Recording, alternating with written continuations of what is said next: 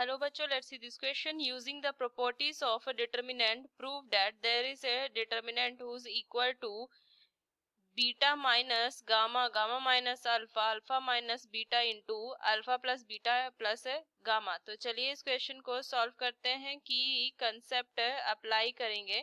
सो इस क्वेश्चन को ना मैं सॉल्व करूंगी प्रॉपर्टीज ऑफ डिटर्मिनेंट से. तो प्रॉपर्टीज ऑफ डिटर्मिनेंट, तो इस क्वेश्चन में अगर मैं देखूं डिटर्मिनेंट है तो उसमें क्या करना पड़ता है मुझे, डिफरेंट डिफरेंट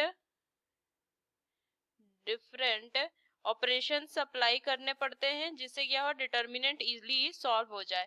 सो चलिए इस क्वेश्चन को मैं सॉल्व करती हूँ. तो सबसे पहले अगर मैं देखूं तो इसे लिख सकती हूँ मैं, delta is equal to alpha, alpha square beta plus gamma, ये beta, beta square gamma plus alpha, and here gamma, gamma square alpha plus beta. तो अगर मैं देखूं तो ये पता है C1 है, C2 है, C3 है, R1 है, R2 है, R3 है. तो मैं ये LHS वाले पार्ट को मैं देख रही हूँ पहले. सो इसमें क्या करूंगी, ऑपरेशन देखिए, ऑपरेशन अप्लाई करेंगे कि C3 को ना मैं लिख सकती हूँ C1 प्लस में C3. तो डिटर्मिनेंट क्या फॉर्म हो जाएगा, लिखेंगे delta is equal to alpha, alpha square, और ये कितना हो जाएगा alpha plus beta plus gamma. इधर ये जो C3 हो जाएगा ना, ये इस तरीके से हो जाएगा alpha plus beta plus gamma, और ये तो एज इट इज रहेगा बीटा स्क्वायर, एंड यहाँ पे आ जाएगा गामा स्क्वायर, ये बीटा एंड गामा. अब इस क्वेश्चन में देखेंगे क्या कि C3 से ना मैं alpha plus beta plus gamma common ले लेंगे. सो लिखेंगे taking alpha plus beta plus gamma common from C3. So क्या आ जाएगा, delta is equal to alpha plus beta plus gamma, gamma, और इधर आ जाएगा alpha, alpha square 1, beta, beta square 1, and इधर आ जाएगा गामा, गामा स्क्वायर 1. ये लिख सकती हूँ. अब फिर से ऑपरेशन अप्लाई करेंगे. सो R1 को लिखूंगी R1 minus R2, and R2 को लिखूंगी R2 माइनस R3.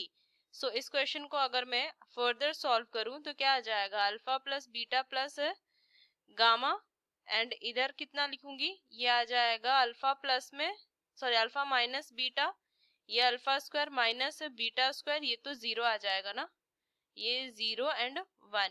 इधर अगर मैं देखूं तो कितना आ जाएगा, ये आ जाएगा beta minus gamma, beta square minus gamma square, इधर आ जाएगा गामा और ये गामा स्क्वायर. सो अब मैं क्या करूंगी, आगे क्वेश्चन सॉल्व करेंगे. So taking